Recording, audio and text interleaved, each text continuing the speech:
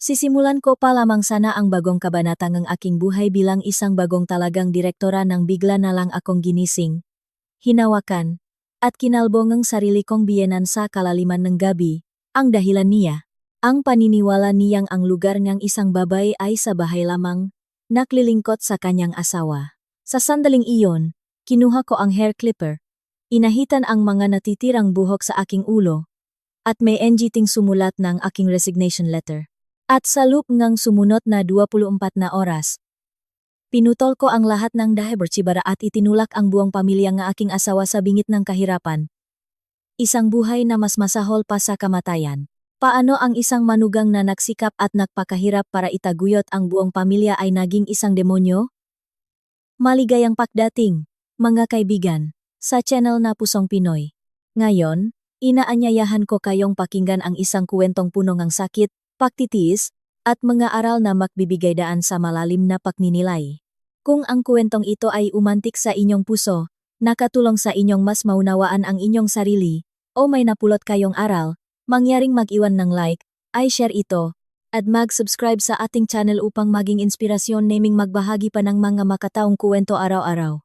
Dahan-dahang bumukas ang pintong kwarto. At ang langit ninang hindi nalangisang bisagra ay lumikha ng nakakakilabot na tunok sa katahimikan ng gabi. Pagod na pagod ako matapos ang isang mahabang araw ngang paharap sa sandamakmak na ma-report at sa selebrasyon para sa pagkatalaga sa akin bilang Vice President for Business Development ang aming bagong regional branch. Ang mga baso ng alak na may kasamang pagbati at ang mga pakikipagkamay sa mga business partner ay tila humigop ng lahat ng natitira kong lakas. Pag-uwi ko, halos hindi ko na nagawang mahubat ngang aking corporate suite at magtanggal ngang makeup bago bumaksak sa malambot na kama, diretso sa isang mahimbing at walang panaginip na tulog. Hindi ko alam kung gaano ako katagal natulog. Sa pagitan ng aking pagkagising at pagkatulog, naramdaman ko ang isang magaspang at makalyong kamay na mariing dumidiin sa aking noo. Pinipigilan ang aking ulo sa unan. Kasabay nito, may isang malamig at metal na bagay na umugong at gumagapang sa anit ng aking ulo. May kasama itong monotonong ugong, na parang tunong ng isang nagambalang pukyutan sa tabi mismo ng aking tainga. Ang ihip ng hangin mula sa aircon, na direktang tumatama sa aking ngayong kalbo ng tuktok, ay nakpanginig sa akin sa ginaw. Ang amoy ngang nasusunog na buhok dahil sa friksyon ay tumama ng matindi sa aking ilong. Bigla akong nagising dahil sa instinct na protektahan ang sarili. Pilit kong iminula ang aking mga mata. Madilim ang buong silid. Tanging ang malamlam na dilaw na ilaw mula sa poste sa labas ang sumisilip sa siwang ng kurtina. Ngunit sapat na ang liwanag na iyon para maaninag ko ang isang madilim na anyo na nakayuko sa gilid ng aking kama. May hawak itong maliit na bagay at walang tigil na iginagalaw sa aking ulo. Ang mahibla ang aking buhok, na buong pagmamalaki kong inalagaan at pinalago sa lupeng isang taon at nakaayos pa sa malalaking kulot, ay walangawang nalalaglag. Dumadausdos sa aking mga balikat, at nakalat sa puting kumot. Sino? Sino yan? Bitawan niyo ako. Histrikal kong sigaw habang nakpupumiglas at tinutulak ang kamay na mahigpit na nakahawak sa aking noo. Umurong ako, tinatakpan ang aking dibdib ng unan. Ang puso ko ay kumakabok na parang gustong kumawala sa aking dibdib. Ang nanginginig kong makamay ay dali-daling kinapa ang pader para hanapin ang switch ng ilaw. Click! Sumabog ang maliwanag na puting ilaw mula sa fluorescent lamp. At ang nakita ko ay nagpatigil sa pagdaloy ng dugo sa aking mga ugat. Ang nakatayo sa tabi ng aking kama ay hindi isang magnanakaw o isang manyak na nakapasok mula sa labas. Ito ay ang aking biyenan, si Aling Teresita. Nakasuot siya ang kanyang paboritong kulay ube na silk duster. Ang kanyang kulubot na mukha ay puno ang halit, at ang kanyang makamata ay nalilisik habang nakatitik sa akin. Ngunit ang pinakanakakatakot sa lahat ay ang hawak niya sa kanyang kamay isang electric hair clipper, ang mismong ginagamit ng aking asawa para ahitin ang kanyang balbas. Umuhong pa rin ang clipper. Nakasindi ang pulang ilaw nito. Sa kanyang paanan, sa mamahaling karpet na gawa sa lana at sa unan kung saan ako nakahiga kanina, ay nakalat ang bunton ng aking mahahabang itim na buhok, na parang mga walang buhay na bangkay. Agad kong hinawakan ang aking buhok. Wala na. Ang dumapo sa aking palat ay isang hindi pantay at magaspang na anit na may mga nakausling hiblang ang buhok. Inahitan niya ang halos kalahati ngang aking buhok. Isang puting guhit ang umaabot mula sa aking batok hanggang sa aking noo. Ang pakiramdam ng takot, kahihiyan, at galit ay sumabog sa lup ko na parang isang bulkan. Tinitigan ko ang babaeng nasa harap ko. Nanginginig ang buong katawan ko. At ang aking dibdib ay umaalon. Hirap na huminga. Mama, ano po ang ginagawa ninyo? Nababaliw na po ba kayo? Bakit nyo ako kinalbo? At bakit ka sumisigaw na parang kinakatay? Gusto mo bang magising ang buong subdivision para makita kang nakikipag-away sa biyenan mo? Oh, ako ang nakalbo sa iyo. Ano ngayon? Ang kanyang walang hiya at hindi matinag na kayabangan ay halos nakpatahimik sa akin. Walang bahit ng hiya o pagsisisi sa kanya. Kahit na nahuli siya sa akto ng isang malupit na krimen, isang pag-atake sa aking katauhan. Pinatay niya ang clipper sa isang click. Inihagis ito sa aking vanity table.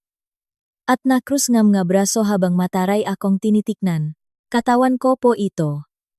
Anong karapatan ninyong atakihin ako habang natutulog at gawin ang ganitong kabastusan? Ano po bang ginawa kong masama para tratuhin ninyo ako na parang hayop? Anong karapatan? Karapatan ng isang biyenan. Ako ang nakatatanda sa bahay na ito. Akala mo kung sino ka nang maging direktora. Umaalis ka ng maaga, umuwi ng gabi na, at nakikipag-inuman sa mga lalaki mong business partner. Pinabayaan mo na ang magawaing bahay. Binaliwala mo na ang anak kong si Luis. Ang isang babaeng may asawa ay dapat alam ang lugar niya. Ang babae ay dapat nasa bahay lang, nag-alaga ng anak, at nagsisilbi sa pamilyang ng asawa. At ikaw, nagpapakulot ka pang buhok. Para kanino ka nagpapaganda? Sinong lalaki ang gusto mong akitin? Kinalbo kita para mawala sa isip mo yung paglabas-labas at paglalandi. Simula bukas, dito ka lang sa bahay. Walang mga direktora-direktora. Ano? Gusto mong tapakan sa ulo ang anak ko? Pinakinggan ko ang kanyang mga salitang sintalas ng labaha, at umugong ang aking mga tainga. Ito ay isang matinding kahihiyan. Ako ang kumikita ng pera. Nakamit ko ang lahat sa pamamagitan ng aking pagsisikap, pawis, at luha.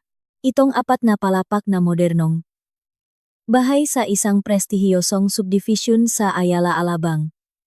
Bawat isang blok, bawat sofa, nga bayarin sa kuryente, tubig, at pera para sa pagkain ng pamilyang ito. Lahat ay binabayaran mula sa aking bank account. At si Luis, ang kanyang mahal na anak, isang 35 taong gulang na lalaki na nakalista bilang department head sa isang advertising agency. Ngunit ito ay isang palabas lamang, ang kanyang sahot na kakarampot. Bawat buwan, humihingi siya sa akin ng pera para sa representation expenses at pakikipag-inuman sa mga kaibigan. Nabubuhay siyang parang isang parasito, kumakapit sa akin para sa kanyang kayabangan. Ngunit sa mata ni Aling Teresita, ako ay isang malanding babae na kailangang kalbuhin at ikulong sa kusina. Ang maingay na pagtatalo ng dalawang babae sa kalagitnaan ng gabi ay gumising kay Luis. Bumukas ang pinto ng banyo at pumasok siya. Suot pa rin ang mamahaling silk pajamas na binili ko para sa kanya noong nakaraang buwan mula sa aking project bonus. Nang makita niya akong nakayukyok sa kama na may kalbong ulo, napapaligiran ng nga nakalat na buhok. At ang kanyang ina na nakatayo sa gitna ng silit na may itsura ngang isang nagwagi. Natigilan si Luis ng 3 segundo. Tumingin ako sa kanya. Ang aking mamata ay puno ng pagsusumamo at matinding galit. Inaasahan kong ipagtatanggol ngang aking asawa ang kanyang misis. Nasisigawan niya sa galit ang kanyang ina para sa barbarong gawaing ito ngang psikolohikal na pang-aabuso. Luis, tingnan mo ang ginawa ng nanay mo sa akin. Inatake niya ako at kinalbo habang natutulog ako. Asawa kita. Magsalita ka naman. Ipagtanggol mo ako. Nawawala na siya sa sarili. Ngunit kumunot lang ang noo ni Luis. Hindi siya lumapit para yakapin ako. O gumawa man lang ng kahit anong kilos para sawayin ang kanyang ina. Lumapit siya sa vanity table. Kinuha ang clipper. Sinuri ito. At bumuntong hininga. Diyos ko. Isabel. Para sa ganyang kaliit na bagay, gagawa ka ang ingay sa kalagitnaan ng gabi? Oh, Medyo sumobra si mama. Pero ginawa lang naman niya yan dahil nag-alala siya sa pamilya natin. Masyado ka nang naging abala sa trabaho. Napapabayaan mo na ang hapunan, ang lamig ng bahay. Sinabihan ka na ni mama, hindi ka nakinig? Kaya kinailangan niyang gumamit ng matinding paraan. Buhok lang yan. Hindi ngipin. Tutubo rin yan pagkatapos ng ilang buwan. Bakit ka umiyak at sumisigaw na parang may sunog? Natigilan ako. Para akong binaksakan ng maso sa puso. Winasak ang lahat ng natitira kong pag-asa. Matinding paraan. Kalit na bagay. Tinawag niyang matinding paraan ang pag-atake sa katawan at pagyurak sa dignidad ng kanyang asawa. At wala lang daw iyon. Anong sabi mo? Tutubo ang buhok, pero paano ang dignidad ko, ang posisyon ko sa kumpanya? Anong muha ang ihaharap ko bukas sa trabaho? Paano ko titingnan ang mga empleyado? Mga partner? At ang board of directors ng ganito ang ulo ko? Nakasapwatan ba kayo para ikulong ako sa sulok? Ayan. Kita mo na. Luis. Ang iniisip lang niya ay ang kumpanya niya. Ang mga partner niya. Wala siyang pakialam sa bahay na to. Mas mahalaga pa ang karangalan niya kaysa sa reputasyon nega pamilya, nega asawa niya. Ganon ba? Sinasabi ko sa'yo, iha. Bukas na bukas. Magsusulat kang resignation at magre-resign. Mananatili ka sa bahay. Bibigyan mo ako ang apo, isang tagapagmana, at asikasuhin mo ang bahay. Pagsisilbihan mo ang asawa mo. Si Luis ay pumapayat na dahil hindi mo siya inaalagaan. Kung hindi ka susunod, sasabihin ko kay Luis na hiwalayan ka at palayasin ka sa bahay na ito. Tiningnan ko sila, ang mag-ina. Ang masama at sakim na biyenan, na nabubuhay sa perang kanyang manugang. Ngunit laging nagmamalaki na may karapatan siyang magdesisyon para sa aking buhay. At ang duwag, ipokrito, at walang paninindigang asawa, na nagtatago sa likod ng kanyang ina ngunit gustong magpanggap bilang ulong pamilya. Sa sandaling iyon, ang nakakasukang kapaligiran sa silid ay sumakal sa aking lalamunan. Ang lahat ng aking pasensya, lahat ng aking pagsisikap na inilaan sa pamilyang ito sa loob ng 3 taon, ay naging isang katatawanan.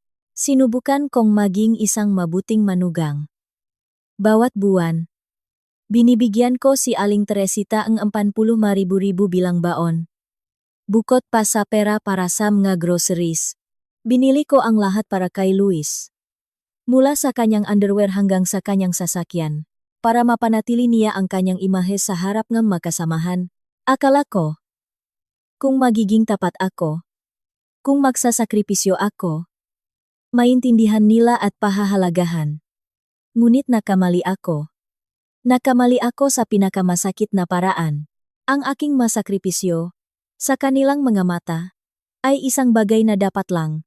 Itinuring nila akong isang makinang gumagawa ng pera. At nang magsimulang magkaroon ng sariling boses ang makinang ito, isang social status na mas mataas kaysa sa kanilang anak, natakot sila. Nasaktan ang kanilang amor propio bilang maparasito. Natakot silang malampasan ko si Luis. Kaya ginamit nila ang pinakamababa at pinakamaruming paraan para wasakin ang aking pride. Para ibaba ako sa kanilang kahabag-habag na antas. Yumuko ako. Dinampot ang isang mahabang hiblang aking buhok mula sa sahig at mahigpit itong hinawakan. Namuti ang nga buko ng aking madaliri at bumaon ang aking makuko sa aking palat hanggang sa magdugo. Natuyo ang aking mga luha. Ang unang sakit at galit ay mabilis na napalitan ng isang malamig at nakakatakot na kahinahunan. Dahan-dahan kong itinaas ang aking ulo at tiningnan sina Luis at Aling Teresita. Hindi na ako sumisigaw. Pinulot ko ang lahat ng buhok mula sa kama, kinumot ito, at inihagis sa basurahan. Pagkatapos, tumayo ako mula sa kama at naglakat ng nakayapak palapit sa aking biyenan. Isang maliit na ngiti ang sumilay sa aking malabi. Tama si mama. Bakit pa maghahabol ang isang babae sa karir? Nakakapagod lang. Inahitan na rin naman ang buhok. Bukas, kahit gusto kong pumasok sa trabaho, hindi ko magagawang magpakita sa kumpanya para hindi pagtawanan ng mga tao. Nakatinginan sina Aling Teresita at Luis. Sa kanilang mamata, mababasa ang pagtataka na may halong labis na kasiyahan. Akala nila, ang malupit na dagok na ito ay tuluyang sumira sa aking paglaban. Akala nila, ang ibong mang-awit na tinanggalan ng mga balahibo ay matatakot, iiyak, at masunuring upo sa hawla. Hahayaan silang gawin ang kahit anong gusto nila. Ayan, mabutit naintindihan mo. Ang babae ay nakikilala sa kanyang asawa. Anong silbing ang pagiging direktora kung wasak naman ang pamilya? Bukas, sasamahan kita sa supermarket. Bibili tayo ng mga bagong kaldero at kawali. Mananatili ka sa bahay, maglilinis, at magluluto para sa amin ni Luis. At huwag kang mag-alala sa pera. Ako na ang bahala. Wala kang dapat isipin. Ganyan, mas mabuti. Maging masunurin ka, at mabubuhay ka ng maayos. Kung hindi, sakaya ka pupulutin. Siha, kabina, matutulog na ako. Bukas, huwag mong kalimutang gumising ng 5:30. Pumunta ka sa palengke, bumili kang buto-butong baka. Ipagluto mo si Luis ng masarap na bulalo para sa almusal. Nagre-reklamo siya na masyadong maraming kemikal ang sabaw sa mga kainan. Sumasakit daw ang ulo niya. Siguraduhin mong gagawin mo ng maayos. May autoridad na nagutos si Aling Teresita at, pagkatapos, lumabas ng silid. Kumakampay ang mga kamay na parang isang reynang kasasawatalang isang rebelyon. Humikap din si Luis. Umakyat sa kama. Hinila ang kumot hanggang sa kanyang baba, at ipinikit ang mamata. Nagpatuloy sa pagtulog na parang walang nangyari. Iniwan ang kanyang asawang may sira-sirang ulo na nakatayo sa gitna ng silid. Nakatayo akong parang napako. Nakatingin sa likod ng duwag kong asawa na mahimbing nang humihilik. Sige. Gusto ninyong makresign ako? Gusto ninyong manatili ako sa bahay at pagsilbihan kayo? Tutuparin ko ang inyong mga kahilingan ng lubusan. Ngunit, Luis, sinabi mong ikaw na ang bahala sa pera. Ang sahod mong 80,000 kada buwan. Hindi pa iyan sapat para sa gasolina ng kotse mo, sa kape, at sa mga utang mo sa credit card. Paano mo susuportahan ang bahay na ito, kung saan ang gastusin ay umaabot sa 350,000 kada buwan?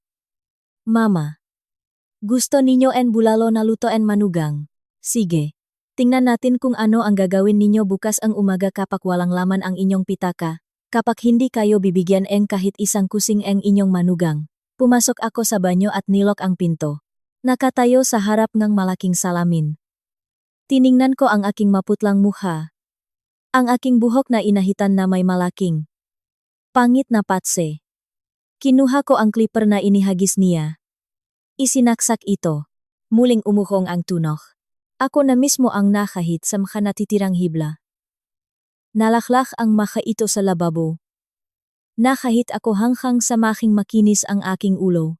Habang tinitingnan ang aking sarili sa salamin, hindi ko na nakita ang malagong, pambabaeng makulot, ngunit ang aking tingin ay naging mas matalas at nag-apoy na parang apoy na hindi pa kailanman. Iniyakan ko ang aking buhok. Ngunit simula sa gabing ito, payakin ko ang dugo ang buong pamilyang ito dahil sa ginawa nila sa akin. Binuksan ko ang mobile banking app sa aking telepono. Mabilis at desidido ang aking mga daliring gumalaw sa screen. Inilipat ko ang lahat ng aming ipon na nakakahalaga ng 15 milyon mula sa aming joint account para na ako lang ang nahirap at nagpawis para kitain sa isang secret account na nakapangalan sa aking ina sa probinsya. Pagkatapos, pumunta ako sa seksyon ng credit card management at permanenteng blinok ang dalawang supplementary card na kinuha ko para kina Luis at Aling Teresita para sa kanilang shopping. Sa huli, kinansela ko ang lahat ng automatic payments para sa kuryente, tubig, at internet sa bahay na ito. Pagkatapos kong putulin ang lahat ng daloy ng pera, binuksan ko ang aking messenger at naktip ng mensahe sa aking tapat na asistan sa kumpanya. Simula bukas, I cancel mo lahat ng meetings. Magwa-work from home muna ako pansamantala. Sabihin mo sa CEO na kukuha ako ng leave dahil sa family emergency. Lahat ng instructions ay ipapadala ko sa email. Pinatay ko ang aking telepono at muling tiningnan ang aking mga mata sa salamin. Nagsisimula pa lang ang laro. Tinanggal ninyo ang aking buhok. Tatanggalin ko ang inyong kabuhayan. Tingnan natin kung gaano katagal mananatili ang inyong dangal at kayabangan ng walang perang pinahirapan at pinagpawisan ng manugang na ito. Kinabukasan, nang sumilip ang unang sinangang araw sa mga kurtina, dahan-dahan akong bumangon. Ang una kong ginawa ay buksan ang aparador. Pumili ang isang malaking itim na silk scarf, at maingat na itinali ito sa aking ngayong makinis na ulo. Habang tumitingin sa salamin, hindi ko na nakita ang itsura ng isang businesswoman, isang direktora. Sinadya kong iwanang maputla ang aking mukha, walang make-up, at nagdagdag ngang kaunting kulay abong anino sa ilalim ngan aking mga mata upang makmukhang isang taong ganap na wasak sa emosyonal. Bumaba ako na sinasadyang kinakalatkat ang aking mga paa, lumilikang malungkot na tunog. Sa ibaba sa kusina, gising na si Aling Teresita. Ngunit wala siyang niluluto. Nakaupo siya, nakadekwatro, at tamat na kumakain ng butong ng pakwan. Habang sumusulyap sa akin ng may halatang kasiyahan at kuryosidad, nang makita niya akong may suot na bandana, malakas siyang humalahak, sadyang ng asar. Ayan. Wala ng buhok. Kaya basahan na lang ang itinali sa ulo. Mukha kang tindera sa palengke. Tinanong niya kung naksulat na ba kung resignation letter o nakakapit pa rin sa upan ng direktura para makipagdate sa mga lalaki. Yumuko ako. Nakukunwaring malapit ng umiyak. At nanginginig na sumagot. Kagabi pa po ako nagpadala ng email sa CEO. Wala na akong mukhang ihaharap para pumasok sa trabaho. Simula ngayon, dito na lang ako sa bahay para alagaan kayo ni Luis. Nang marinig ito, nagliwanag ang mga mata ni Aling Teresita na parang mga headlight ng sasakyan. Pumalakpak siya sa kanyang tuhod at masayang sinabi, "Ganyan dapat ang babae. Kung alam mo ang lugar mo, makakaroon ng kapayapaan sa bahay." Pagkatapos, may autoridad niya akong inutusan na kunin ang sasakyan at agad na pumunta sa palengke para bilhan siyang buto-buto para sa bulalo, at isama na rin daw ang ilang king crabs dahil nang hihina raw siya nitong nakaraang araw.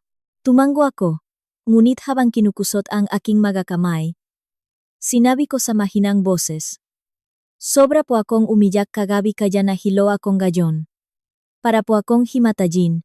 Pwede po bang, Mama, umakyat muna ako para magpahinga? Para naman po sa palengke, dalhin ninyo yung credit card na ginawa ko para sa inyo at kayo na lang po ang pumunta. Alam niyo naman po ang password."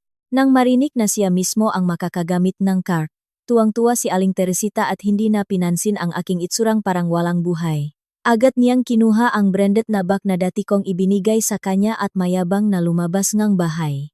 Mabilis akong tumalikot at bumalik sa aking silid, nilok ang pinto. Pagkasarang ang pinto, ang aking maputla at nagdurusang ekspresyon ay nawala. Napalitan ngang isang malamig na ngisi. Binuksan ko ang aking maleta, kinuha ang isang ekstrang laptop, isang portable 4G router, at isang kahon ng biskwit na itinago ko ng maga. Isinuot ko ang aking headphones at nagsimula ng isang online meeting kasama ang board of directors ng kumpanya. Naintindihan ng CEO ang aking hiling na mag-work from home muna, sa loob ng isang linggo dahil sa isang biglaang karamdaman. Para sa kumpanya, ang isang mahalagang empleyado na tulad ko, na nagdudulot ng malaking kita, ay maaring magtrabaho kahit saan, basta't may resulta. Habang ako ay umiinom ng kape at nag-aasikaso ng ma-issue sa trabaho sa isang malamig na silid, isang tunay na trahedya-komedya ang nagaganap sa aking biyenan sa isang high-end market sa lungsod. Salamat sa mga notifikasyon mula sa banking app. Nasusubaybayan ko ang bawat kilos niya sa real-time. Dumiretso si Aling Teresita sa pinakamalaking pwestong karne sa pamilihan, ang mismong lugar kung saan mahilig siyang ipagmayabang ang kanyang manugang na direktora. May autoridad niyang inutusan ang tindero, na bigyan siya NG 3 kilo NG pinakamagandang buto-buto NG baka at magdagdag NG 2 kilo NG marble beef. Pagkatapos, lumapit siya sa pwesto nga mamahaling seafood at kumuhangan dalawang malalaking alimango na nakakahalagangan halos 5,000. Akala niya, dahil nakresign na ako, may pra pa rin sa cart at maari siyang gumastos ng walang patumangga. Nang oras na para magbayad, mayabang na inilabas ni Aling Teresita ang itim na credit card at iniabot ito sa kahera. Error ang lumabas sa terminal. Transaction failed. Kumunot ang nung kahera at sinubukan ulit ang card. At isa pa. Malamig na inireport ng terminal ang error. Card blocked. Nakaupo ako sa bahay at tinitingnan ang lumalabas na notifikasyon sa screen ng aking telepono tungkol sa manabigong transaksyon na may markang card permanently blocked. At tumatawa ako hanggang sa maiyak. Siguradong namula sa hiya si Aling Teresita. Ayon sa kwento ng aming kapitbahay na tsismosa, ang marites ng aming lugar, nakiskandalo pa raw siya sa tindera. Sinisisi ang sirang terminal at ang bangko sa masamang serbisyo. Ngunit nang agawin ng tindera ang supot na may alimango at baka at sarkastikong sinabi, "Kung walang pera, wag mag-feeling mayaman. Nakasilpa, pero walang pambayat." Walang nagawa si Aling Teresita kundi umuwi nang naglalakad sa ilalim ng tirik na araw, dala ang kahihiyan at isang walang lamang basket. Sa parehong oras, sa isa sa mga pinakamagarang restaurant sa Bonifacio Global City, si Luis ay dumaranas ng hindi gaanong nakakahiya na sitwasyon. Sa araw na iyon, inimbitahan niya ang head ng credit department at ilang malalaking kliyente para sa isang business lunch. Karaniwan, ang mga ganitong lunch ay nagkakahalaga ng libo-libo. At laging ako ang nagbabayad o ginagamit niya ang aking supplementary card at ipinagmamayabang na ito ay kanyang representation expenses. Naisip ko kung paano, matapos kumain hanggang mabusog at umorder ng mamahaling imported na alak, ipinagmamalaki ni Luis na siya ang taya sa lahat. Nang dalhin ng waiter ang bill na halos 40,000, mayabang na inilabas ni Luis ang card na ibinigay ko sa kanya. At, siyempre, ang resulta ay kapareho ngang sa kanyang ina. Errorang lumabas sa terminal. Nagsimulang makring nang walang tigil ang aking telepono. 1, 2, 10 missed calls mula kay Luis. Pinuno niya ako ng mamensahe. Nakakamali sa pagtip dahil sa taranta. Tinatanong niya kung bakit naka-block ang card. Hinihiling na agad akong mag-transfer sa kanya ng 55,000 sa kanyang personal na account dahil nakatayo siya sa harap ng kanyang boss at kung hindi siya makakabayad, mapapahiya siya. Tiningnan ko ang kumikislap na screen ng telepono at pinindot lang ang power off button. Inilagay ko ang laptop. Naginat ako. Kahihiyan. Kinalbo ninyo ako. Niyurakan ang aking pride. At ngayon, huhubarin ko sa inyo ang maskarangang kayabangan na yan at titingnan ko. Nang gabing iyon, nang bumaba ako, madilim ang kusina at walang amoy ngang pakain. Nakaupo si Aling Teresita sa sofa, nakasimangot, at magulo ang buhok dahil sa paglalakad sa ilalim ng araw. Kararating lang ni Luis.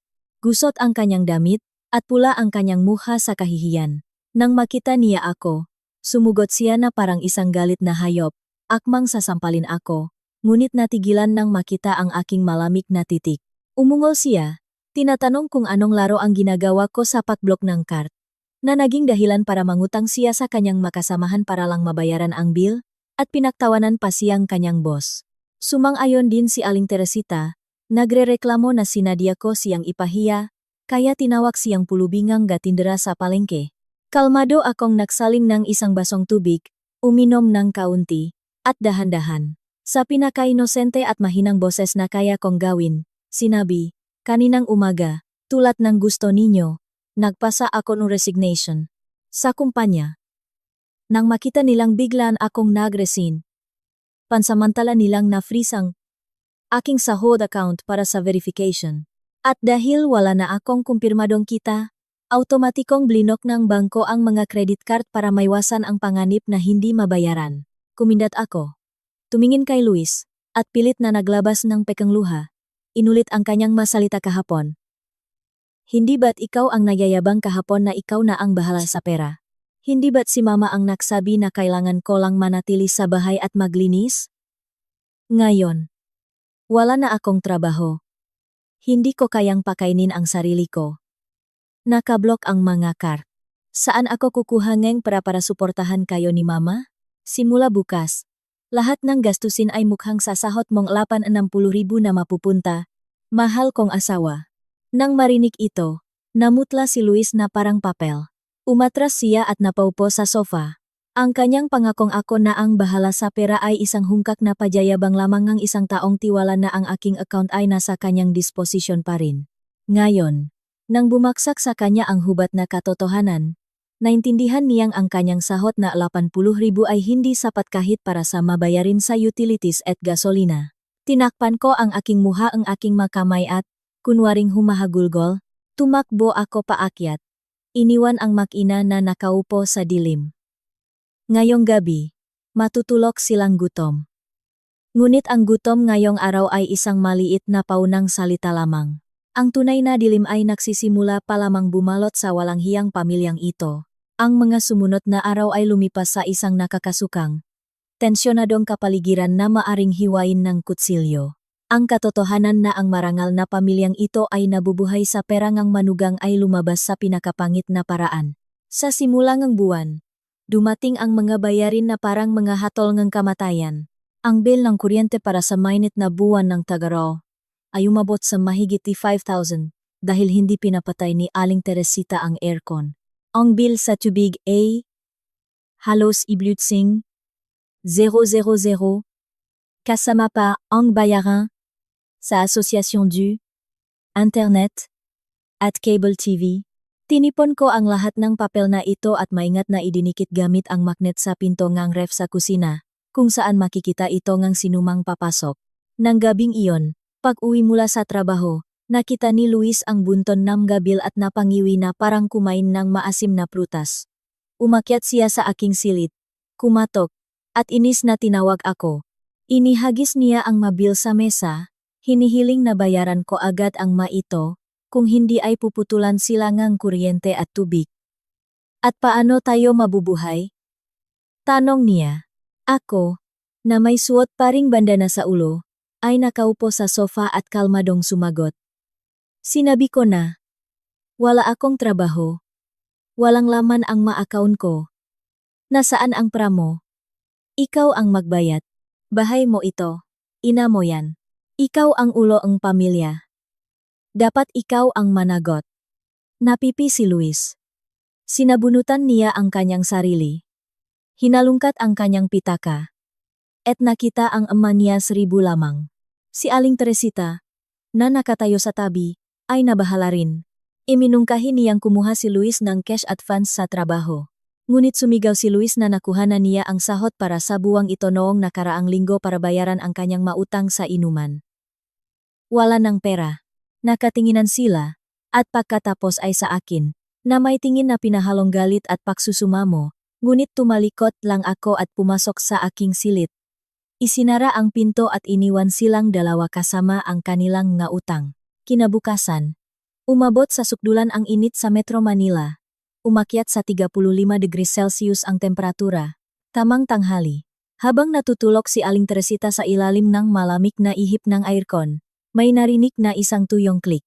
Nawalan ng kuryente ang buong bahay. Tumahimik ang aircon. Huminto ang ceiling fan.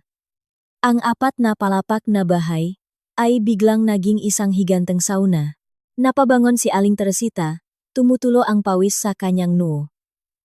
Lumabas siya sa balkonahe at nakita na gumagana ang mga aircon ng lahat ng kapitbahay. Sa taranta, tinawagan niya si Luis. Sumisigaw na pinutulan na nga sila ng kuryente at mamamatay sila sa init kung wala ito. Ngunit si Luis sa kabilang linya ay bumuntong hininga lang. Sinabing sinubukan niyang manghiram sa mga kaibigan, ngunit walang nakpahiram. Nakaupo ako sa aking nakalok na silid.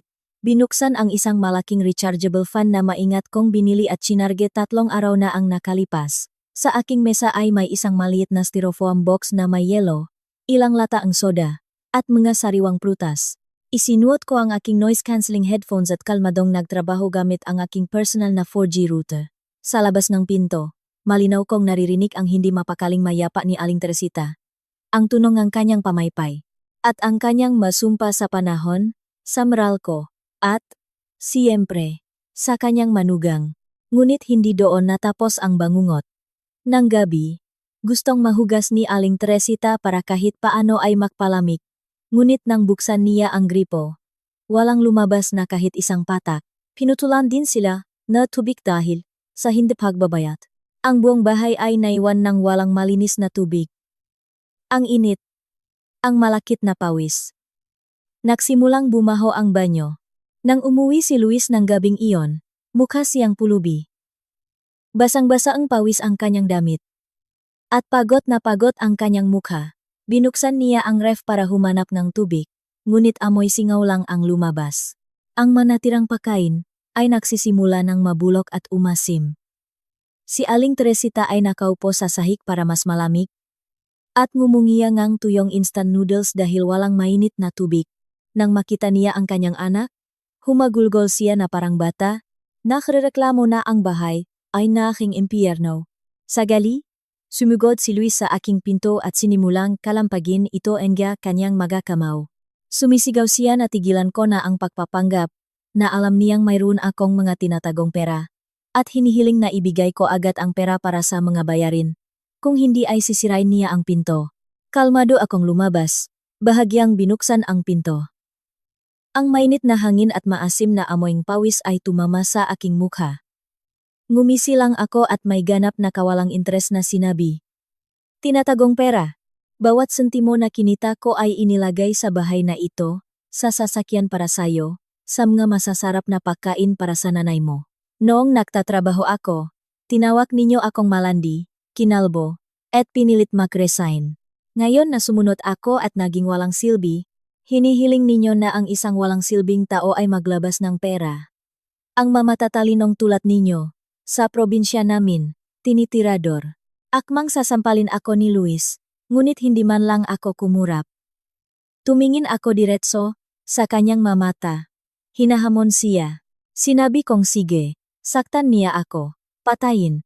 Para dumating ang pulis at tapusin na ang sarswelang ito, dahil pagod na akong mamuhay sa basurahang ito. Nang makita ang determinasyon at kabaliwan sa aking mga mata, ibinaba ni Luis ang kanyang kamay. Sa kanyang likas na pagkatao, siya ay isang duwak, na kaya lamang umatake sa masumusuko. Ngayon, nang makita niyang wala na akong pakialam, natakot siya. Sa sumunod na Lunes, umabot sa sukdulan ang trahedya. Si Luis, bilang isang department head, ay kailangang laging magsuot ng perpektong plansadong damit at suit. Ngunit walang kuryente kaya ang plansa ay naging isang piraso lamang ng bakal, at walang tubig kaya hindi siya makaligo o makapaglaba. Kinailangan niyang isuot ang parehong gusot na damit na may dilaw na mansa sa kilikili mula nung nakaraang linggo at ibuhos sa sarili ang kalahating bote ngang murang kolon. Habang pinapanot ang mayabang na lalaking ito, na kahapon lang ay nagtuturo sa kanyang asawa kung paano mabuhay, na ngayon ay palihim na lumalabas ng bahay sa ganoong kahabak-habak na kalagayan, nakaramdam ako ngang malaking kasiyahan. At si Aling Teresita ay hindi na nanggahas na lumabas sa balkonahe o makipag-usap sa mga kapitbahay. Nahihiya siya. Alam mege buong kalye na pinutulan sila ni kuryente at tubig dahil sa hindi pagbabayad. Ang kanyang kayabangan ay nayurakan. Ngunit alam kong malapit nang maubos ang kanilang pasensya. Hindi sila mananahimik lang. Susubukan nilang kumagat para mabuhay. At hinihintay ko ang sandaling sila na mismo ang magtatanggal ng kanilang huling maskara, para may dignidad kong matapos ang bulok na pagsasamang ito. Sa ikalimang araw matapos maputulan ng kuryente at tubig, sa wakas ay nakautang si Luis ng pera na may malaking interes para mabayaran ang mga utang. Pagkasindi pa lang ilaw sa sala, sumiklap ang isang bagong laban. Nakaupo ako sa sofa at nagbabasa ng magazine. Pumasok sina Luis at Aling Teresita mula sa labas. Punong galit ang kanyang mukha. Nagbabasa ka lang ng magazine diyan. Pero alam mo ba na kinailangan kong magpakababa at umutang na may malaking interes para bayaran ang mabil? Gaano pa katagal mo gagawin ang sirkus na ito? Nasaan ang maipon? Sabihin mo agad, kung hindi, hindi kita palalampasin ngayon. Oh, manugang na ahas, walang puso. Ano, gusto mong patayin sa init ang biyenan mo? Alam ko. Itinago mo ang pera at ipinadala sa nanay mo. Ilabas mo yan. Bayaran mo ang ngautang ni Luis. Anong klaseng asawa ka, na napipilitang umutang ang asawa mo sa iba? Hindi ka ba nahihiya? Dahan-dahan kong isinara ang magazine. Tiningnan ko sila, ang dalawang mabangis na hayop na nakulong sa sulok, Isang malamig na ngisi ang lumitaw sa aking mga labi. Ipinasok ko ang aking kamay sa bulsa at naglabas ng isang tumpok ng mapapel. Inihagis ko ito sa mesa sa harap mismo ni Luis. Mga ipon. Bayaran ang mga utang mo. Buksan ninyo ang inyong mga mata at tingnan kung saan nanggaling ang mga utang ng mahal ninyong anak. Kinuha ni Luis ang maapapel. Pagtingin pa lang sa unang pahina, ang kanyang namumulang mukha ay naging abo. Nagsimulang manginig ang kanyang maakamay. Ito ay gabang statement at screenshot ng mamensahe mula sa lumang telepono ni Luis. Na akala niya ay sira na. Ngunit lihim kong na-recover ang lahat ng data. Ikaw. Sinundan mo ako. Hinak mo ang telepono ko. Wala akong panahon para sundan ang isang walang kwentang tulad mo. Ngunit lahat ng lihim ay nabubunyak. Ano to, Luis? Bakit may mamensahe dito tungkol sa mautang na daan-daang libo? Saan mo ginamit ang pera? Hayaan ninyong ipaliwanag ko, Mama. Ang mahal ninyong anak, na ipinagmamalaki ninyo, ay baon pala sa utang. Tumaya siya sa sports betting online, nagsugal at may utang sa isang sindikato na mahigit 2 milyon. Ang sahot niyang ida-60, sifir ay hindi sapat kahit para sa interes. Tumahimik ka. Panglalaking usapan to. Anong alam mo diyan?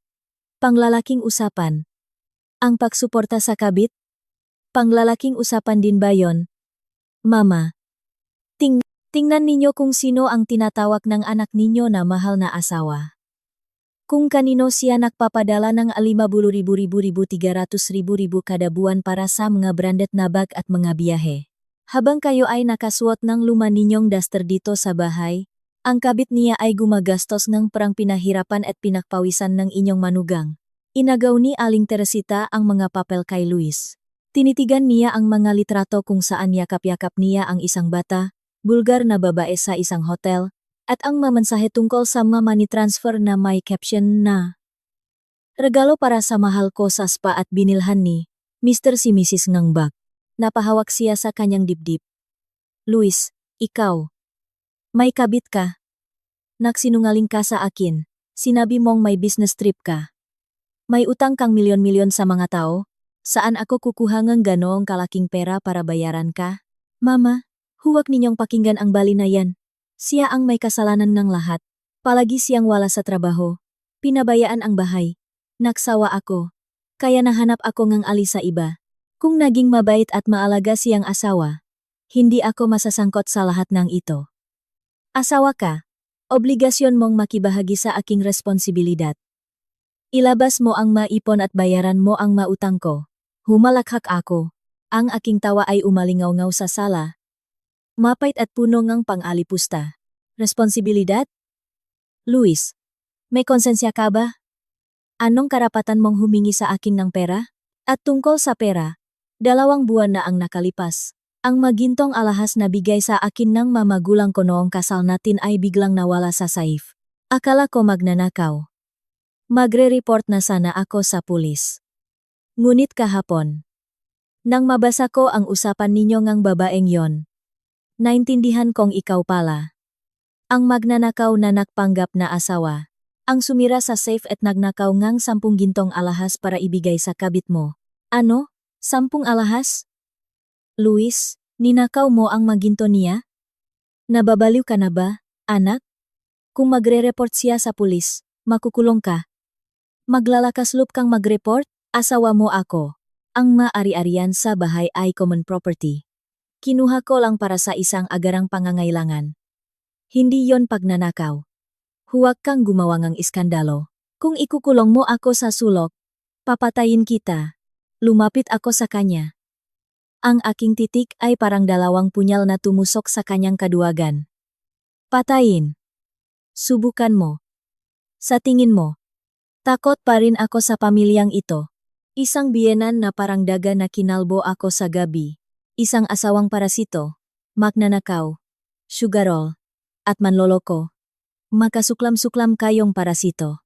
Hindi ako nagre-report sa pulis hindi dahil takot ako, kundi dahil gusto kong makita kung paano kapag pipira-pirasuhin ng sindikato kapag hindi mo mabayaran ang utang mo. Isabel, anak. Nakikiusap ako sayo. Asawa mo pa rin siya. Mag-asawa kayo. Mayaman ka. Direktora ka. Ano lang sayo ang ilang milyon? Tulungan mo si Luis. Iligtas mo siya. Kung saktan siya ngang sindikato. Paano ako mabubuhay? Pangako. Simula ngayon. Hindi na ako magsasalita ngang masama sayo. Magtrabaho ka ng mapayapa. Iligtas mo ang aming pamilya, anak. Biglang lumuhod si Aling Teresita at niyakap ang aking mabinti. Tumutulo ang luha at sipon sa kanyang muha. Ilang araw lang ang nakalipas, nakapamewang siyang sumisigaw sa akin, iniinsulto ako, kinakalbo, at nagbabantang palayasin ako. At ngayon, nang bumaksak sa kanila ang aninong paniningil at malaking utang, itinapon niya ang lahat ng kanyang pride para makmakaawang pera sa akin. Nakakadiri. Mabilis kong inalis ang aking binti sa kanyang magkamay at may pandidiring pinagpagan ang aking pantalon. Damdamin. Pagpapatawad. Mama. Nakalimutan niyo na ba na kayo mismo ang pumutol ngang lahat ng iyan kasama ngang aking buhok? Ang pera ko, kahit 1,000, mas gugustuhin ko pang ibigay sa mga aso kaysa bayaran ang mga utang ng isang asawang taksil. Kayo ang gumawang gulo. Kayo ang lumutas. Hintayin ninyo. Ang pinakamasayang bahagi ay darating pa. Malamig akong tumalikot at umakyat sa hagdan. Iniwan ang desperadong pag-iyak ni Aling Teresita at ang galit na sigaw ni Luis na sinisira ang nga gamit. Sira, sige, sirain ninyo. Dahil hindi ninyo pa alam. Hindi ko lang gusto na maiwan kayo sa utang na yan. Gusto kong hubarin sa inyo ang maskarangang isang maayos na pamilya at itapon kayo sa labas ng buhay ko. Pagbayarin kayo ng pinakamataas na halaga. Matapos may lantat ang lahat ng baraha, lalong naging mabigat ang kapaligiran sa bahay. Hindi na nangahas si Luis na taasan akong boses. At si Aling Teresita ay naglalakat na parang pusa, sumusulyap sa akin ng may takot at pagkalkula. Ngunit alam ko na para sa isang may utang, na lalong ginigipit ang sindikato araw-araw, ang katahimikang ito ay hindi pagsisisi, kundi isang katahimikan bago ang isang bago at mas masamang pag-atake. Salamat sa isang hidden camera na inilagay ko sa sala, nakikita ko silang nagbubulungan sa gabi. Isang beses, umiyak pa si Luis, nakaluhod sa harap ng kanyang ina, mula sa isang bahaging recording. Naintindihan kong hinarang siyang sindikato sa kalye, binukbok, at pinagbantaan na kung hindi siya magdadalangang 83 milyon sa pagtatapos ng linggo, pupunta sila sa kanyang trabaho, at ipapahiya siya, at pagkatapos ay puputulin ang kanyang malitit. Si Aling Teresita, nang marinig ito, ay humagulgol. Ngunit pagkatapos ay nanaik ang kanyang sakim at tuso na pagkatao. Pinayuhan niya si Luis na gawin ang isang masamang plano ang lihim na ibenta ang bahay na ito. Nangatuwiran siya na ang bahay ay nakakahalaga ang 10 milyon. Kung isasangla o ibebenta, makakakuha sila ng malaking halaga. Mababayaran ang mga utang, at sa natitirang pera, bibili sila ng isang apartment at mamumuhay ng masaya. Iwanan akong mag-isa sa problema. Ang tanging hadlang ay ang titulong lupa, na nasa aking safe sa kwarto. At ang safe ay may dobleng lock, isang code at isang biometric, na ipinakabit ko pagkatapos ng pagnanakaw ng alahas. Nakaupo ako sa isang cafe. Tinitingnan ang screen ng aking telepono kung saan live na ipinapalabas ang eksena kung paano pinaplano ng dalawang ito na nakawin ang aking ari-arian. Nanlamig ang aking puso. Ang bahay na ito ay binili ko gamit ang aking pera bago kami ikasal. At salamat sa prenuptial agreement na pinirmahan natin. Nakapangalan at pag-ari ko lamang ito. Ngunit sa isipan ng mga parasitong ito, lahat ng pag-ari ko ay automatikong nagiging pag-ari ng pamilya ngang asawa. Anong kasuklam-suklam na lohika ng mga magnanakaw? At nagsimula na silang kumilos. Nang gabi, dinalhan ako ni Aling Teresita ng isang mangkok ngang mabangong aros kaldo. Sinabing pumayat at namutla raw ako nitong nga nakaraang araw. Naglalambing siya, humihingi ng tawad sa nakaraan. Sinisigurado na pinagalitan na niya si Luis at pinilit na magbago, at hinihiling na kainin ko ang pagkain at kalimutan na ang lahat, habang tinitingnan ang umusok na mangkok. Alam na alam ko kung ano ang nasa loob nito. Ngumiti ako at tinanggap ito. Nagpasalamat sa kanya, at dinala ito sa aking silid. Sinabing maliligo muna ako. Sa kwarto, ibinuhos ko ang aros caldo sa inidoro, Pagkatapos ay nakpalit ng pajama, pinatay ang ilaw, at humiga sa kama. Nakukunwaring mahimbing na natutulog dahil sa pampatulog. Pagkalipas ng 15 minuto, dahan-dahang bumukas ang pinto. Isang sinangang flashlight ang dumaan sa aking mukha, at pagkatapos ay tumutok sa safe. Pumasok sina Luis at Aling Teresita na parang mapusa. Halos kalahating oras silang nakalkal sa safe, sinusubukang buksan ito, ngunit hindi ito sumuko.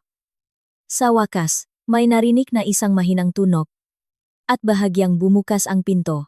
Masayang ipinasok ni Aling Teresita ang kanyang kamay para kunin ang titulo, ngunit agad na nawala ang kanyang ngiti.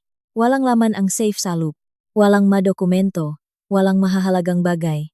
Tanging isang piraso ng papel na may malaking nakasulat sa gitna. Kinuha ni Luis ang papel at tinutukan ng ilaw. Ang kanyang muha ay nabalot ng galit at kahihiyan. Nakasulat sa papel. Hinahanap ang titulong lupa. Nasa safety deposit box sa bangko. Magandang gabi sa iyong 533 milyon na utang, mga magnanakaw. Kinuyumos ni Luis ang papel at nakmura. Napahawak sa dibdib si Aling Teresita, takot at bigo. Lumabas silangan silit na parang dalawang daga.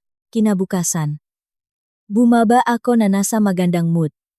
Nakaupo sina Aling Teresita at Luis sa mesa na may maitim na bilog sa ilalim ng kanilang nga mata. Kalmado akong naksalin ng tubig at ngumiti. Napakasarap ngang tulog ko kagabi. Ang aros kaldo ni Mama ay isang mahusay na pampatulog. Sayang lang. Parang may madaga sa bahay.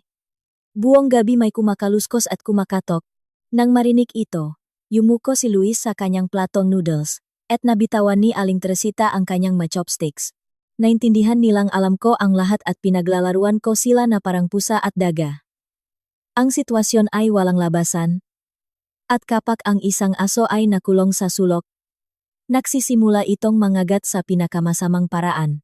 Gaya ngang inaasahan ko, nang mabigo ang plano sa pagnanakaw ngang titulo at malapit na ang deadline ng pagbabayad ng utang, nakpasya si Luis na gawin ang pinakawalang hiyang hakbang ang i-blackmail ako gamit ang isang bata.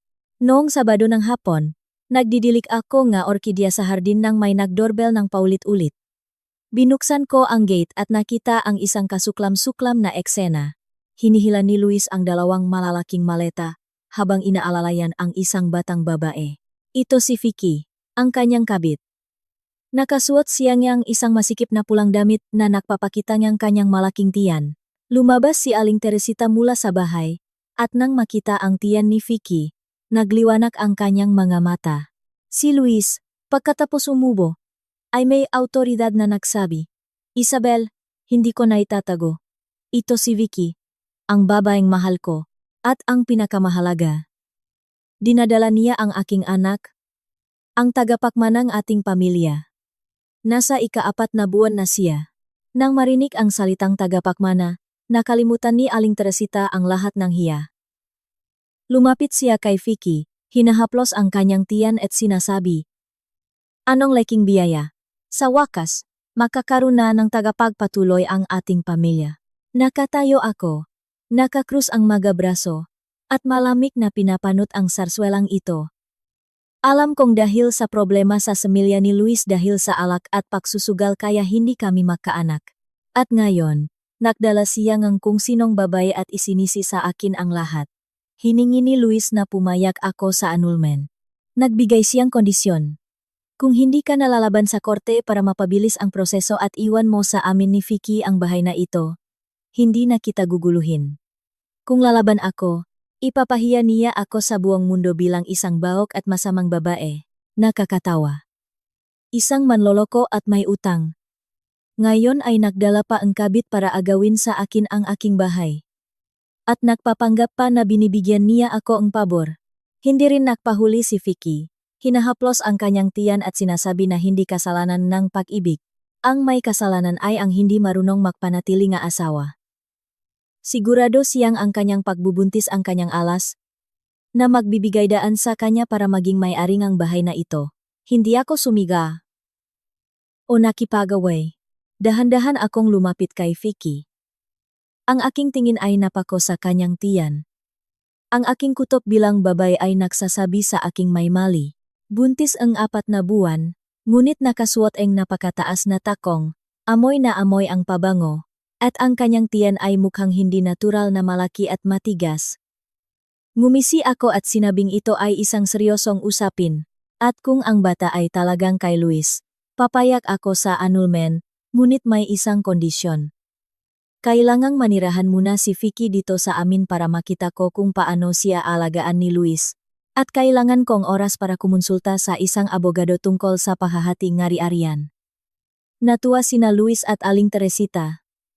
Akala nila sumuko na ako. Natakot sa kahihiyan. Masaya nilang dinala ang mga maleta ni Vicky paakyat sa pinakamalaking guest room. Ngunit hindi nila alam na sa pagpapatuloy kay Vicky sa bahay na ito, inilagay ko ang ahas sa isang bitak. Kailangan ko siyang narito, sa ilalim ng aking pagmamasid, para mahubaran ko siyang maskara. May lantat ang kanilang maruming laro, at makolekta ang huling ebidensya para ipadala ang buong pamilyang ito sa impyerno sa pinakalegal at nakakahiya na paraan.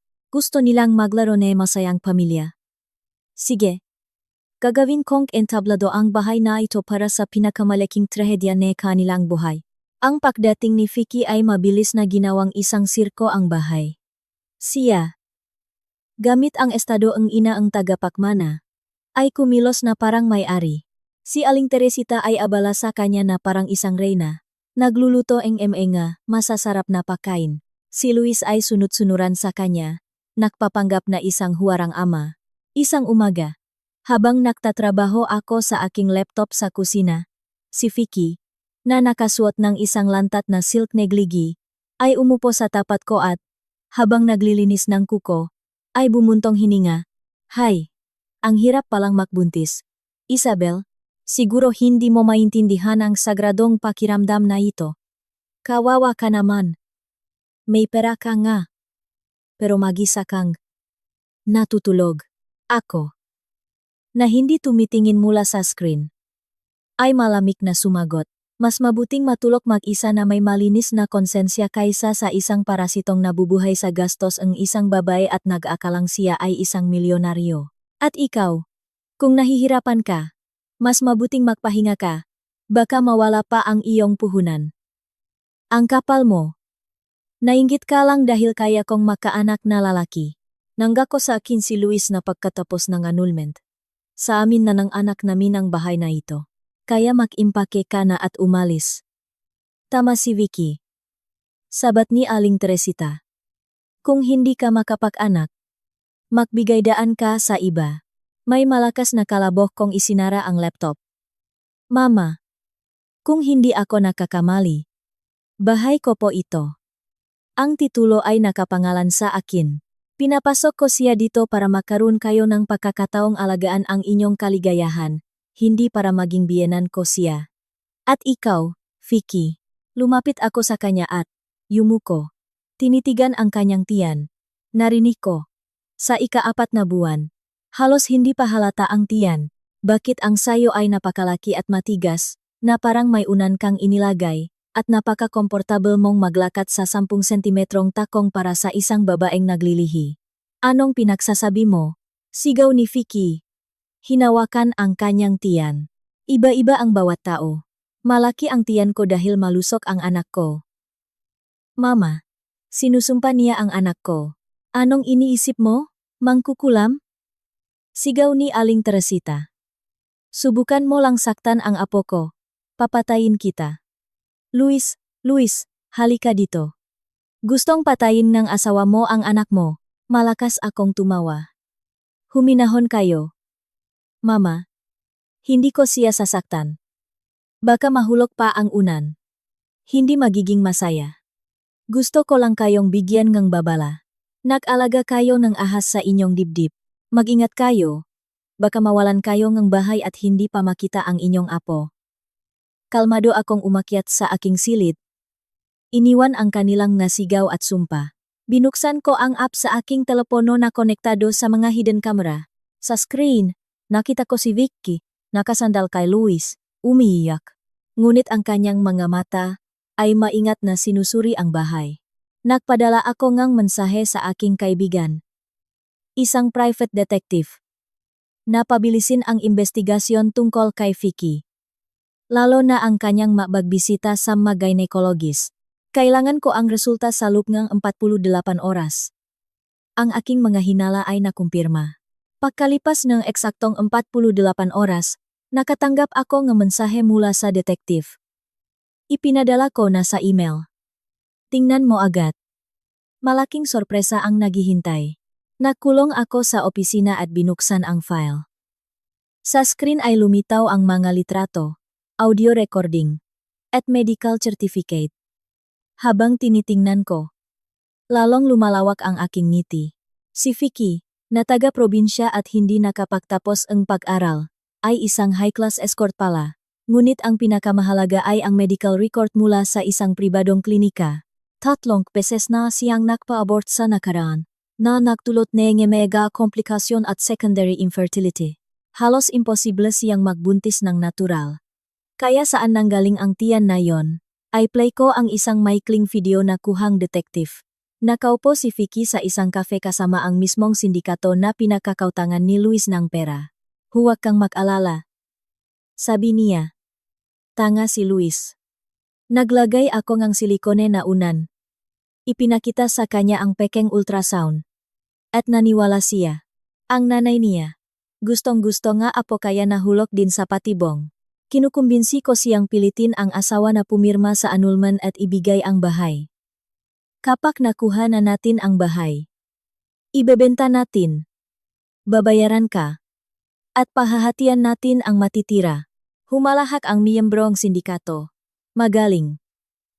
Bilisan mo lang. Naubos na ang pasensya ko. Kung walang pera, talagang babaliin ko ang mga binti niya. Pinatay ko ang video. Anong kasuklam-suklam? Ngunit perpektong panloloko. Si Luis, na nag-akalang siya ang matalinong ulong pamilya, ay nasa kamay pa lang ng isang manloloko. At si Aling Teresita, na ipinagmamalaki ang kanyang marangal na pamilya, ay nagsisilbi sa isang mandaraya. Ang kanilang katangahan ay lumampas sa lahat ng aking inaasahan. Sila mismo ang humukay ng kanilang sariling libingan, at ako na lang ang magtatabon nito ng lupa. Kinopya ko ang lahat ng file sa 3 makakaibang flash drive at in-upload sa cloud. Ito ang aking sandata, isang bombang may timer. Na ako mismo ang magpapasabog sa pinakaangkop na sandali. Ang punto kung saan wala ng atrasan ay nangyari sa isang kakilakilabot na Biyernes ng gabi. Noong araw na iyon, umuwi ako mula sa bangko at naabutan ko sa sala sina Aling Teresita at Vicky, na tumatawa habang binabasag gamit ang martilyo ang isang antigong plorerang minanako pa, ang tanging bagay na natitira sa akin bilang alaala ng aking yumaong ama. Anong ginagawa ninyo? Sigaw ko. Itinutulak si Vicky. Sino ang nagbigay sa inyo ang pahintulot na galawin ang magamit ko? Alaalayan ang aking ama. Sus. Isang luwat na bangalang. Singhal ni Aling Teresita. Sabi ni Vicky, masama raw ang feng shui nito. Nakakasama sa magiging anak. Kumulo ang dugo sa aking ulo. Kinuha ko ang isang walis at buong lakas na inihagis ito sa pader malapit sa ulo ni Aling Teresita. Sige. Bumulong ako sa isang nagyayalong boses. Kinalbo ninyo ang buhok ko. Sinira ninyo ang alaala ng aking ama. Ginamit ninyo ang feng shui at isang bata para lumampas sa lahat ng hangganan. Makinig kayong mabuti. Simula sa sandaling ito, hindi na ako maktitiis. Husto ninyo nga makandang feng shui. Ipapakita ko sa inyo kung ano ang impyernong feng shui. Magsaya kayo sa mahuling mapayapang araw ninyo. Ang oras ninyo sa bahay na ito ay binibilang na 10 oras. Eksaktong 3 araw pagkatapos, sa araw ngang kanyang ika-60 kaarawan, nagpasya si Aling Teresita na magdaos ng isang malaking pagdiriwang para ipahiya ako at ipakilala sa lahat ang kanyang bagong manugang. Nagbook siyang isang banquet sa pinakamahal na restaurant sa lungsod, ang La Perla. Gamit ang perang palihim na iniluwal ni Vicky bilang down payment para lalong makuha ang loop ng biyenan niya. Kinaumagahan, nagbihis silang lahat at, matapos akong bigyan ng isang mapanlibak na tingin, ay umalis. Naiwan ako sa bahay, kalmadong umiinom ng tsaa. Ngumiti ako. Malapit nang magsimula ang palabas. At hindi ito maaring palampasin ng pangunahing tauhan, sa kasagsagan ng pagdiriwang. Habang si Aling Teresita ay may hawak na mikropono at ipinakikilala sa mga bisita. Ang kanyang mahal na manugang. Si Vicky. Bumukas ng malakas ang mga pinto ng banquet hall. Pumasok ako, hindi bilang isang sawimpalat na babae na nakapambahay, kundi isang reyna. Nakasuot ako ng isang mamahaling pelukan na may perpektong ayos. Isang puting business suit na pinasadya. At mga sapatos na may mataas na takong. Sa likod ko ay dalawang security guard na nakaitim. Tumahimik ang buong hall. Lumapit ako sa entablado. Kinuha ang mikropono mula sa natigilang si Aling Teresita. Paumanhin sa pag-istorbo sa pagdiriwang ng aking biyenan, malakas kong sabi. Ngunit dahil ipinakikilala ngayon ang bagong manugang at tagapagmana, paano naman mawawala ang legal na asawa, na sa loop ang maraming taon? Ay, sumuporta sa pamilyang ito. Mayroon din akong isang espesyal na regalo para sa inyong lahat. Sumenyas ako sa security guard.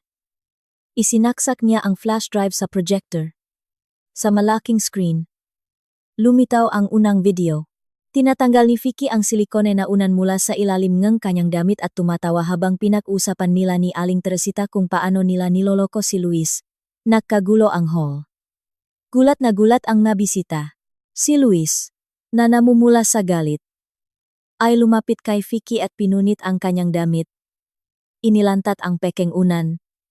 Malakas niya itong sinampal sa mukha, ngunit hindi ko sila binigyan ng oras para magawa. Huminahon kayo. Nagpapatuloy pa ang palabas, sabi ko. Sa screen, lumitaw ang mga talaan ng utang ni Luis sa sindikato. Ang kanyang nakakahiyang pagmamakaawa. At pagkatapos ay ang video ngang gabing iyon. Si Aling Teresita. Na kinakalbo ako habang natutulog. Ang kanyang kawalang pakialam. Ang kaduwagan ni Luis. Nakaroon ng nakabibinging katahimikan sa hall. Ang mabisita, isa-isa, ay nagsimulang umalis. Ayaw nang makaroon ng anumang kinalaman sa pamilyang ito ng mamanloloko at kriminal. Bumaba ako mula sa entablado, lumapit sa kanilang mesa, at inihagis sa harap ni Luis ang isang folder ng mga dokumento. Tingnan mo. Titulong lupang bahay. Magabang statement na nagpapatunay na ako ang sumuporta sa inyong lahat. At ang draft ng petition para sa annulment na isasampang ang abogado ko, kasama ang lahat ng ebidensya ng pambababae at psychological incapacity mo. Walang common property, walang anak. Ang mautang mo, problema mo. Ang 10 gintong alahas na ninakaw mo, itinuturing kong bayad para sa aking kalayaan. Kinuha ni Luis ang petisyon na nanginginig ang kamay. May gusto siyang sabihin? Ngunit tinawag ko ang mga security guard. Kayo ang nagbukinigabangket na ito. Kayo ang magbayad. Sabi ko, nakatitig sa kanyang magamata. Ang bill ay 150,000. Kung hindi ninyo mababayaran, maiwan kayong mahugas ang mga plato. Pagkasabi nito, tumalikot ako at umalis. Sa aking likuran, naririnig ko ang pahagulgol ni Aling Teresita, ang sigaw ni Luis, at ang boses ng manager na humihingi ng bayad. Lumabas akong restauran. Maliwanag ang langit. Nabawi ko ang aking dangal. Ngayon na ang oras para walisin sila sa aking buhay. Nang gabi, umuwi ako hindi mag-isa, kundi kasama ang isang grupo ng mga movers at 6 na security guard. Sa madilim na sala ay nakaupo silang 3. Si Aling Teresita, si Luis, at ang mandaraya na si Vicky.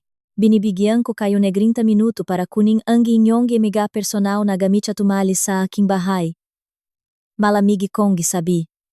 Pagkatapos nito, itatapong ko kayo sa labas na gigage. Nagsimulang magpagulong-gulong sa sahig si Aling Teresita at sumigaw na bahay iyon ng kanyang anak. Sinubukan ni Luis na pag-usapan ang batas at pahahati nga ari-arian. Bahay ko ito. Pinutol ko siya.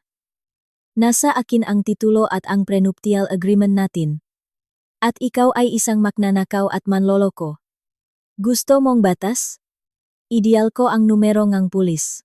Maari akong mag-report ng pagnanakaw ng ginto. Kung gayon, hindi ka sa kalye pupunta, kundi sa kulungan. Nanahimik si Luis. Pakalipas ng kalahating oras, sila, napasan-pasan ang mamaleta at bag. Ay nakatayo sagad. Naunang tumakas si Vicky. Maligayang paglalakbay, sabi ko, pinipindot ang remote ng gate. subukan ninyong mabuhay at bayaran ang inyong mautang sa sindikato. Anggit ay sumara ng may malakas na kalabok, hinihiwalay ang aking mundo sa kanila. Sa wakas ay nakahinga ako ng maluwag. Matapos ang gabing iyon, ang buhay nina Luis at Aling Teresita ay naging isang impyerno. Nanirahan sila sa isang maliit, mamasa-masang silid sa isang barong-barong sa gilid ng lungsod. Si Aling Teresita, na sanay sa karangyaan, ay napilitang mangalakal ngang mabote at basura para makabili ngang pakain. Si Luis, nawalan ng trabaho, ay nalulong sa alak at palaging binubugbog ang kanyang ina, sinisisi ito sa lahat ng kanyang nga problema. Isang gabi, natakpuan siya ngang sindikato. Sa harap ngang buong kalye, binali nila ang kanyang binti gamit ang isang baseball bat. Walang para sa maayos na paggamot. At mali ang pagilom ng kanyang binti, na naging dahilan para habang buhay siyang maging pilay. Ang kasukdulan nga nilang pagbagsak ay ang araw kung kailan. Pagkatapos ng isa na namang lasing na away, na-stroke si Aling Teresita. Nakaligtas siya, ngunit naparalisa. Ngayon, nakaratay na lamang siya sa kama, hindi makapagsalita. At ang kanyang anak, na isa ring pilay, ay hindi kaya at ayaw siyang alagaan. Ang aking buhay naman, sa kabaliktaran, ay namukatkat. Nagpagupit ako ngang maikli at nakaistilong buhok. Bumili ngang bagong Mercedes. Ang aking karera ay umangat. Marami akong binisita na bansa. Ninamnam ang kalayaan at kapayapaan. Isang araw, habang nasa traffic sa isang intersection, nakita ko sila. Si Luis, pilay, marumi, at may nakalahat na kamay na namamalimos sa mga sasakyan. Sa tabi niya, sa isang kalawangin na wheelchair, ay nakaupo ang kanyang paralisadong ina. Lumapit siya sa aking sasakyan. Naktama ang aming mga mata. Sa kanyang mga mata, nakita ko ang gulat, kahihiyan, at isang huling pagsisisi. Binuksan niya ang kanyang bibig para may sabihin, ngunit hindi ko siya binigyan ng pagkakataon. Tiningnan ko siya ng walang galit, walang tuwa, walang awa. Tiningnan ko siya na parang isang, walang laman na espasyo. Naging berde ang ilaw. Bahagya akong ngumiti. Itinaas ang bintana. At inapakan ang gas. Sa rearview mirror, ang kanilang nga anyo ay paliit ng paliit hanggang sa tuluyang maglaho. Inabutan silang karma. Ang nakaraan ay naiwan na. At sa aking hinaharap, ay isang maliwanag at malayang daan lamang. Sa sandaling iyon, naintindihan kong ako ay tunay ng malaya. Nawala ang galit. Tanging katahimikan ang natira. Ang langit-ngit ng hair clipper na iyon ay hindi pala tuno ang pakasira, kundi isang alarm clock na gumising sa akin. Nalaman ko kung gaano ako naging tanga, sa paniniwalang ang sakripisyo ay makakakuha ng pagmamahal. Ang aking walang hanggang pagpaparaya ay nagpakain lamang sa kanilang kasakiman at kalupitan. Ang kuwentong ito ay nagturo sa akin ng ilang mahahalagang aral. Una, ang kalayaan sa pananalapi ay ang baluti ng isang babae. Dahil lamang dito kaya ako nakalaban. Ikalawa, ang pasensya at sakripisyo ay mahalaga lamang kung pinahahalagahan. Ang pagtitiis sa kasamaan ay kalupitan sa sarili. At ikatlo, ang batas ng karma ay hindi maiwasan. Nagtanim sila ng kasamaan at nag-ani ng pagdurusa. Ang kanilang pagbagsak ay hindi aking paghihiganti, kundi isang natural, na resulta ang kanilang masamang buhay. Mahal na mga kababaihan, ang kwentong ito ay sa akin, ngunit maari itong maging aral para sa marami. Maging malakas, maging independent, mahalin ang inyong sarili, at magtakda ang mga hangganan. Huwag kailanman hayaan ang sinuman na yurakan ang inyong dignidad. Karapat-dapat kayo sa kaligayahan. Salamat sa pakikinig sa aking kwento hanggang sa dulo dito sa channel na Pusong Pinoy. Kung ito ay umantig sa inyong puso, mangyaring magiwan ng like, ay share ito, at mag-subscribe sa channel. Nais ko sa inyong lahat ang kalusugan, kapayapaan, at kaligayahan. At tandaan, kayo ang may-ari ng inyong buhay. Hanggang sa muli.